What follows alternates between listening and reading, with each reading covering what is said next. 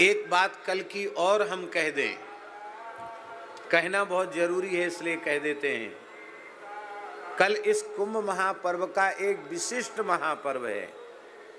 एकादशी तो है ही, कल षठ तिला एकादशी है। कौन सी एकादशी है? षठ तिला।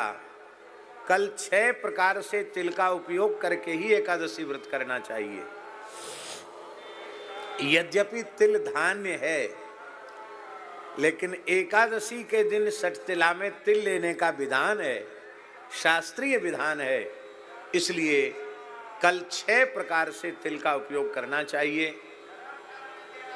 जिनकी सामर्थ्य हो वे जरूर इस महापर्व का त्रिवेणी स्नान अवश्य करें। त्रिवेणी स्नान के बारे में भी एक बात बता देते हैं।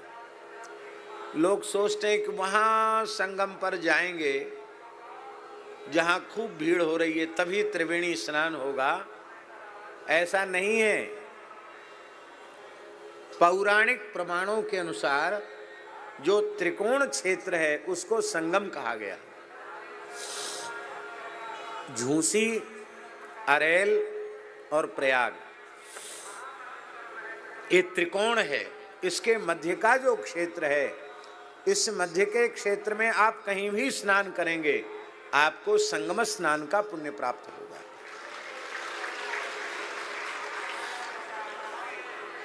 हाँ, ये बात जरूर है कि वहां संगम के और निकट जाएंगे तो देखत श्यामल धवल हिलोरे, पुलक शरीर भरत कर जोरे। वहाँ श्यामल धवल मिलन की झांकी का भी दर्शन होगा। उसका भी एक विशिष्ट महात्म्य है।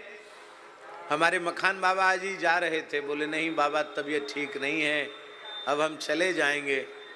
तो हमने कहा पता नहीं, यह जो महापर्व आया है बाबा, ज्योतिष शास्त्र के अनुसार 144 वर्ष के बाद आया। हम लोग यहाँ जितने लोग बैठे हैं इनमें कोई 44 वर्ष बाद की भी गारंटी लेने वाला नहीं है। हम तो नहीं ले सकते 44 साल बाद की गारंटी। आप लोगों में कोई विशेष सामर्थ्यवान हो तो पता नहीं। किसने देखा है क्या समय है? तो कल एक बहुत विशिष्ट महापर्व है। उस महापर्व पर त्रिवेणी स्नान आप अवश्य करें।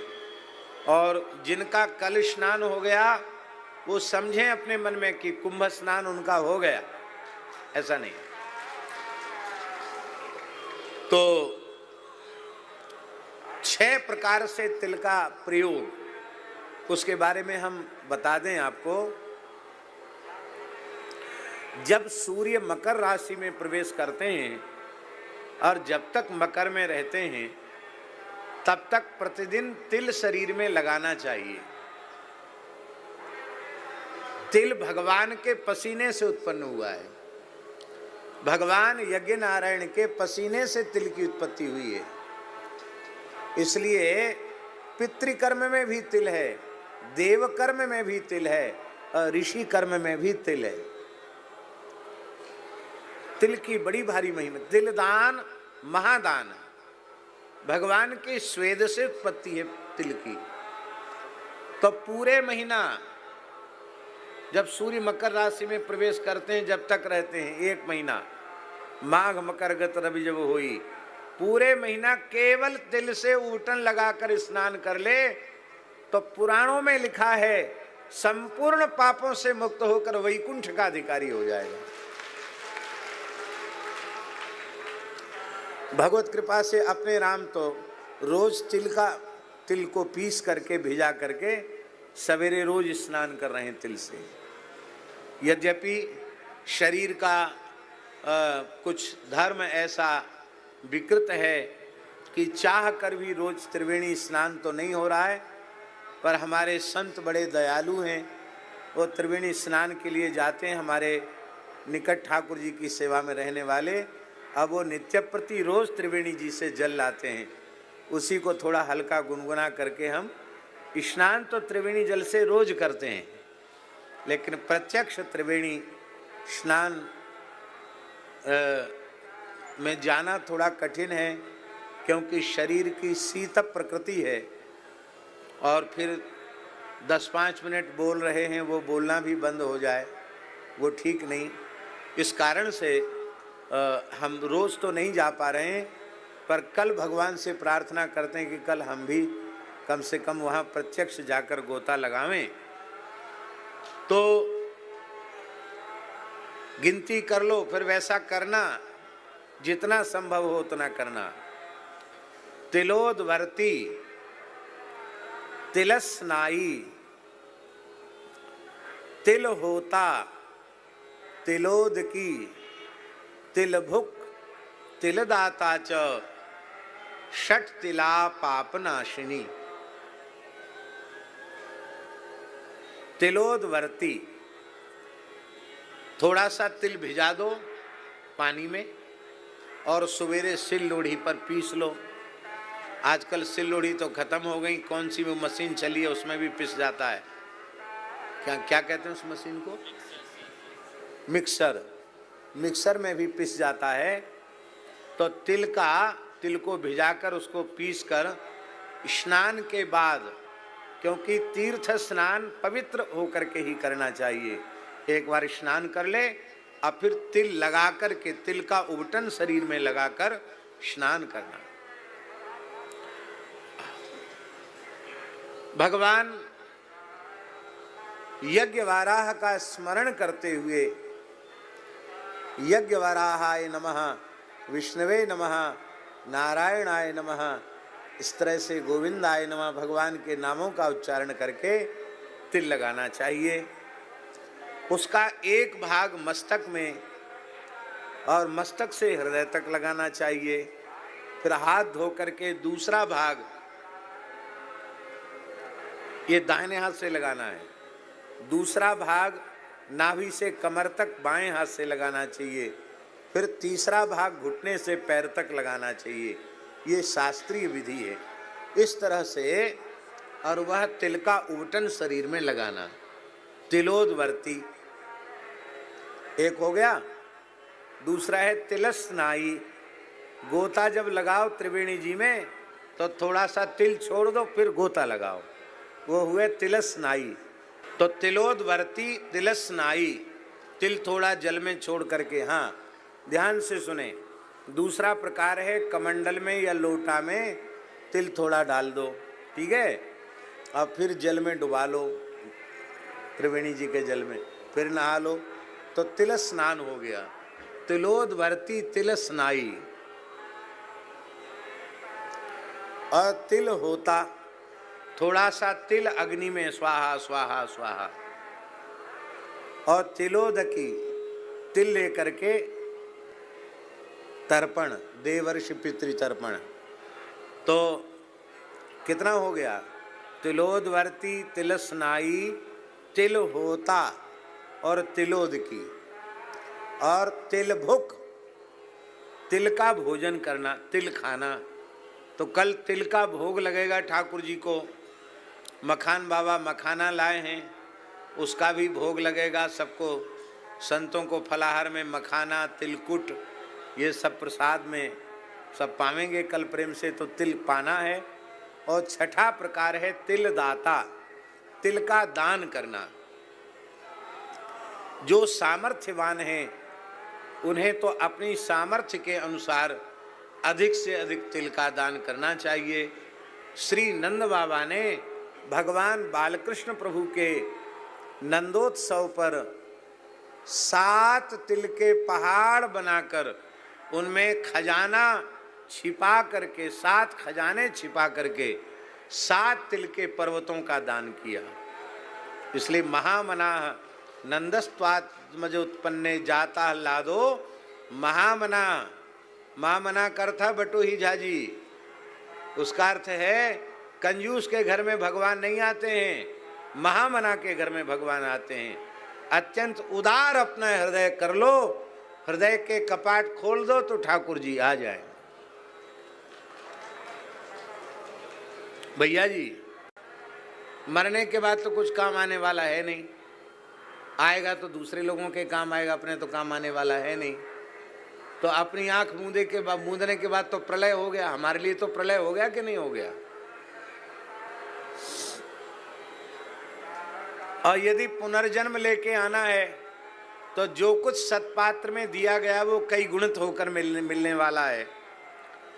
और भगवत कृपा से पूर्ण ज्ञान पूर्ण भक्ति प्रकट हो गई, भगवत प्रेम प्रकट हो गया और लौट के आना ही नहीं है, तो भी फिर बचाने का सोचने का क्या फायदा? इसलिए खूब लुटाओ। आज हम जगदीश दास जी से, बाबूजी से कह रहे थे कि आप ऐसे करोगे ना, ऐसे ऐसे, ऐसा हाथ है, ऐसे करोगे तो ठाकुर जी के यहाँ से मुट्ठी बंद हो जाएगी, और ये हाथ ऐसे करोगे तो ठाकुर जी ऐसे ऐसे करने लग जाएंगे। इसलिए भगवान के सहारे रहो। भगवान ने गीता में घोषणा की है, योगक्षेमम वहाम्यहम्, हम योगक्षेम का वहन करते हैं। और ये बात बिल्कुल सत्य है। कोई मनुष्य यदि अपने मन में यह अहंकार करता है कि मेरे द्वारा हो रहा है या मैं करने वाला हूं, तो हम समझते धरती पर उससे बड़ा महामूर्ख कोई दूसरा नहीं है। क्योंकि कर्ता कारिता भगवान ही हैं और कोई दूसरा नहीं है।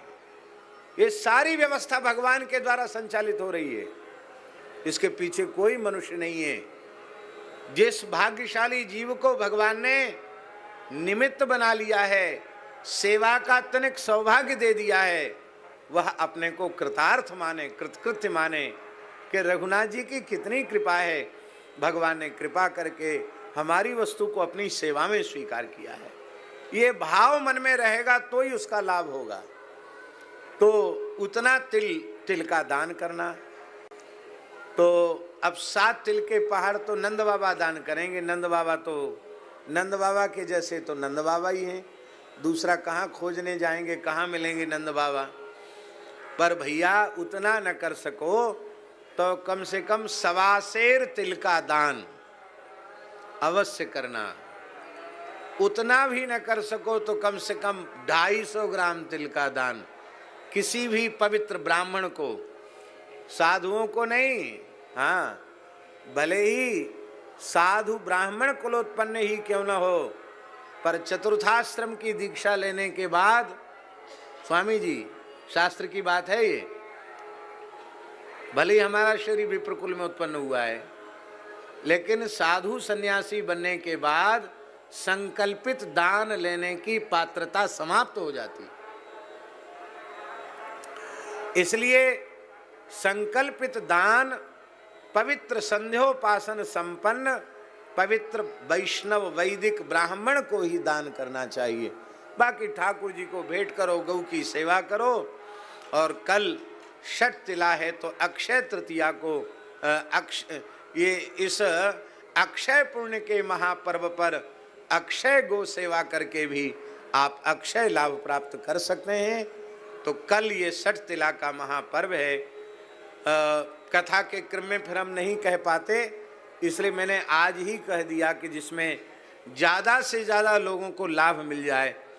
जो लोग इस यंत्र के माध्यम से दूर बैठे सुन रहे हैं, उनके पास जो कोई निकट में महान तीर्थ हो, वहीं जाकर 6 प्रकार से तिल का प्रयोग करके स्नान करेंगे तो उनको भी षठ तिला एकादशी का पुण्य प्राप्त हो जाएगा।